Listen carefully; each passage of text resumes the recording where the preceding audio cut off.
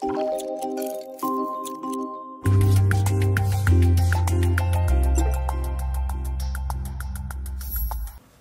à toutes et tous, bienvenue dans ce webinaire FAI2R. Nous allons parler aujourd'hui de la fièvre méditerranéenne familiale et des recommandations EULAR. Je suis Sophie Georgien-Lavial de l'hôpital Tenon à Paris. Et moi je suis Véronique Henschen, je suis pédiatre et je travaille au centre hospitalier de Versailles. Nous sommes toutes les deux donc membres du centre de référence des maladies auto-inflammatoires et nous avons eu la chance de participer au développement des recommandations européennes de l'EULAR de 2025 sur la FMF.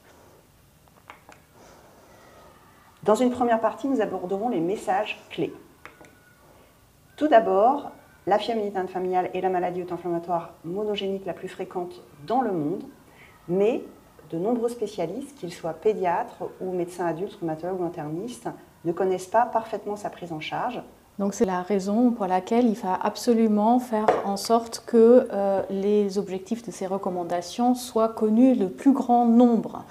Les recommandations ont été élaborées à partir de celles qui avaient été développées en 2016.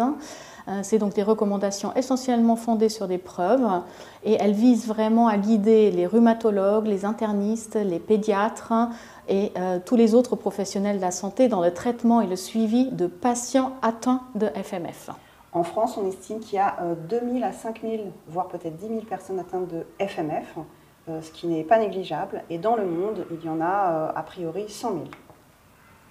Alors, comment est-ce que ces recommandations ont été développées? Comme toujours, par un groupe multidisciplinaire qui a été constitué, qui comprenait des rhumatologues, des pédiatres, un néphrologue, un ergothérapeute, un physiothérapeute, 2 méthodologistes et 2 représentants de patients. Tous étaient originaires de la région de la Méditerranée orientale et de l'Europe. Plusieurs revues systématiques ont pu être réalisées sur le traitement pharmacologique de la FMF et sur ses complications. Les recommandations précédentes qui dataient de 2016 ont été révisées en tenant compte des données actualisées et tous les niveaux de preuve ont été incorporés. Ensuite, l'accord des recommandations a été obtenu par une enquête de type Delphi.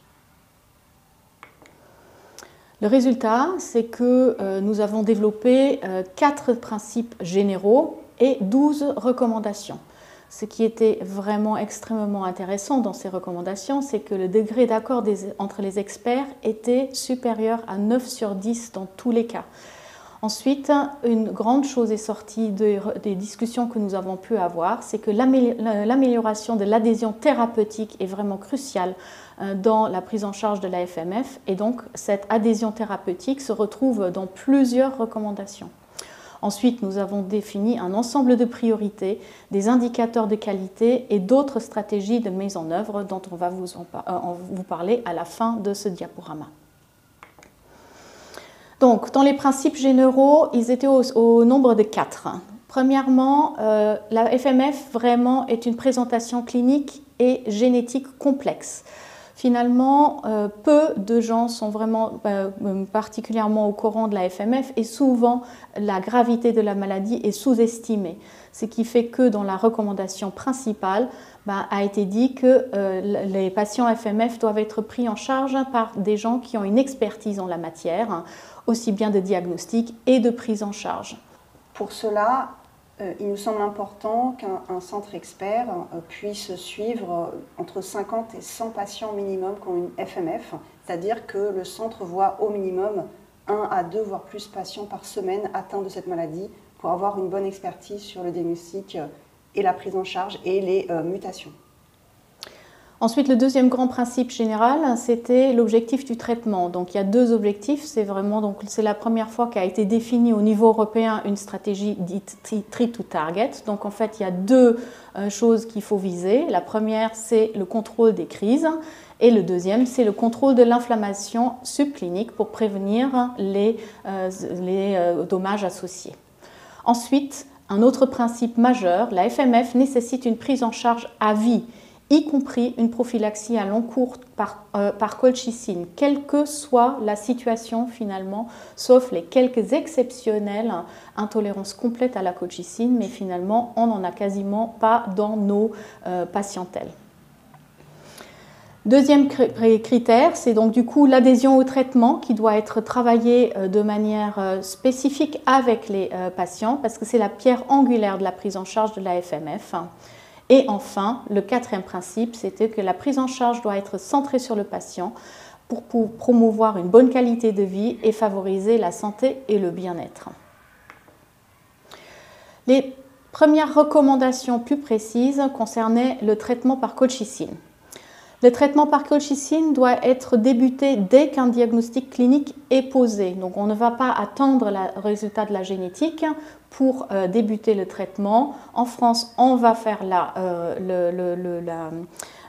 on va contrôler qu'effectivement le patient est atteint de FMF grâce à la génétique, mais dès le diagnostic clinique, on débute la colchicine. Chez l'adulte, on débute à 1 mg par jour. Chez l'enfant de moins de 5 ans, on débute à 0,5 mg par jour et un enfant de plus de l'âge de 5 ans va aussi, comme chez l'adulte, avoir 1 mg par jour. Alors la colchicine peut être administrée en dose unique ou fractionnée en fonction de l'observance et de la tolérance. C'est-à-dire que si le patient tolère un peu moins bien la colchicine, c'est vrai que les doses fractionnées avec la moitié de la dose le matin et la moitié de la dose le soir peuvent être mieux tolérées. Mais il a aussi été décidé et compris que prendre le médicament qu'une fois par jour permettrait d'améliorer l'adhérence thérapeutique. Donc c'est la raison pour laquelle il va falloir discuter avec les patients au cas par cas.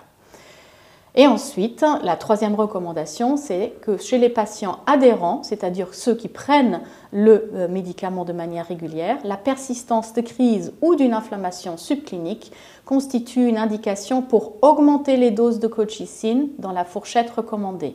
Ça veut dire quoi? Chez l'enfant, on peut monter, chez l'enfant prépubère, on peut monter jusqu'à 2 mg par jour. Et chez l'adulte, on va au maximum à 2,5 mg par jour.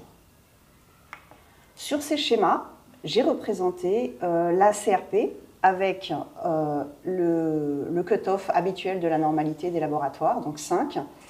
Il est tout à fait normal pendant une crise que la CRP soit élevée, donc une fois que le diagnostic est posé, il n'est plus du tout nécessaire de contrôler la CRP en crise si le patient a une crise typique, parce qu'on sait qu'elle sera élevée.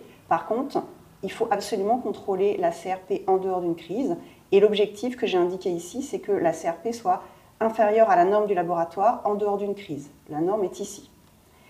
Ce qui est très important, c'est de monitorer ce taux de CRP en dehors d'une crise pour dépister des patients qui sont paucisymptomatiques, mais qui ont une inflammation subnormale en dehors des crises. Vraiment, donc on peut être à des taux de 10, 15, 20, voire parfois 50 chez des patients qui ne vont plus ressentir de douleur abdominale, donc ils pensent être équilibrés. Et c'est vraiment, je pense, un des points majeurs à retenir de ces recommandations, c'est d'aller dépister des personnes qui ont une inflammation infraclinique. Donc en dehors des crises, il faut mesurer la CRP. C'est peut-être un des messages principaux. Et notamment, j'insiste, chez les adultes, y compris ceux de plus de 45 ans, parce que parfois ils ont tellement pris de colchicine pendant leur vie qu'ils ne pensent pas à le contrôler et qu'ils restent sur la même posologie de colchicine que depuis 20 ans, alors qu'ils ont une inflammation infraclinique. Et l'autre point effectivement très important, c'est que le cut-off de la CRP, c'est la normalité. Il faut vraiment que la CRP soit négative. Donc on n'accepte pas le 6, le 7 mg par décilitre, donc vraiment négatif, non dépistable, quel que soit l'âge du patient. Et le but du traitement va être d'arriver à cela. Encore moins 25 mg par jour. La quatrième recommandation concerne les patients qui ne répondent pas de façon adéquate à la posologie quotidienne de colchicine, qui est leur dose maximale tolérée. Donc on a vu que certains patients tolèrent que 1 par jour, parfois 1,5, 2, 2,5. À ce moment-là, il faut envisager un traitement supplémentaire. Nous pouvons vous conseiller de vous référer aux recommandations françaises pour la checklist, pour vérifier que le patient a la dose maximale tolérée de colchicine. Le niveau de preuve actuel le plus élevé pour les traitements complémentaires à la colchicine, ce sont les traitements qui vont cibler l'interleukine 1. Et en France, nous en disposons de 2. Il y a l'anakinra et le canakinumab. Dans d'autres pays du monde, il y a le rilonacept, mais nous ne l'avons pas en France. Alors, ce qui est intéressant aussi sur cette recommandation, c'est qu'on parle bien d'un traitement complémentaire, ce qui veut dire qu'on poursuit la colchicine à la dose maximale tolérée et on va rajouter un traitement complémentaire, on va rajouter l'anti-IL1. Ce n'est donc pas un remplacement, c'est vraiment un add-on, quelque chose en plus qui arrive en plus pour contrôler le patient. Et donc, il y aura une revue systématique qui va porter sur ce point particulier.